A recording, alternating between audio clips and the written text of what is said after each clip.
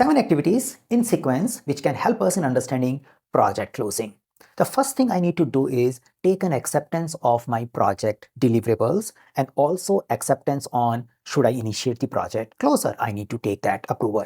I have been validating scope throughout the project lifecycle, but when I'm initiating the closer, I need to take a formal acceptance. Once that is achieved, then I need to take care. Second, I take care of external obligations. Say we may have vendors who are working for us. I should be closing their contract as they meet their contractual obligation. But when I'm closing the project, I need to make sure we check everything. There is a possibility some disputes are open. We need to transfer them to our legal or procurement department. We try to negotiate and close them as much as possible.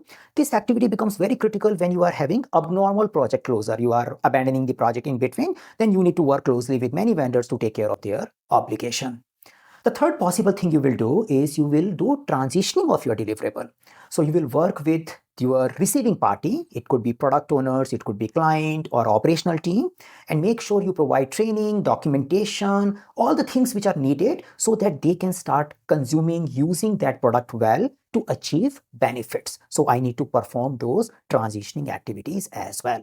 Now I have taken care of the client, I have taken care of external obligation. Now I focus on internal matter. I may conduct a final project lesson learned meeting.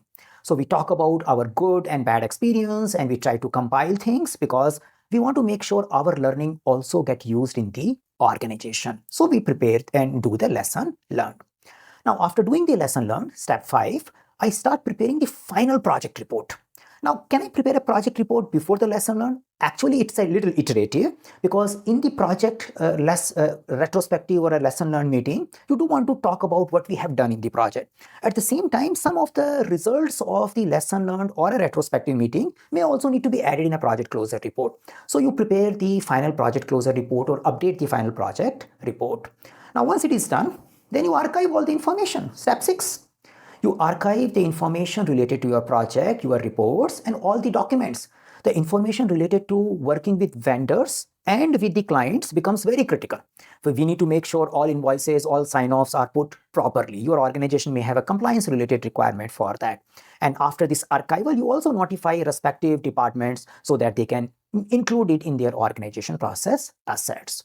Now, once it is done, then I focus on adjourning the team. I start releasing my physical and human resources, I write recommendation for them, and I close the project by releasing those people. Now, sometimes we assume we have to keep the whole team till the end of the project. The answer is no. You must be following your resource management plan and releasing people in an ongoing basis also, but you are closing and releasing all the remaining resources which you have with your project.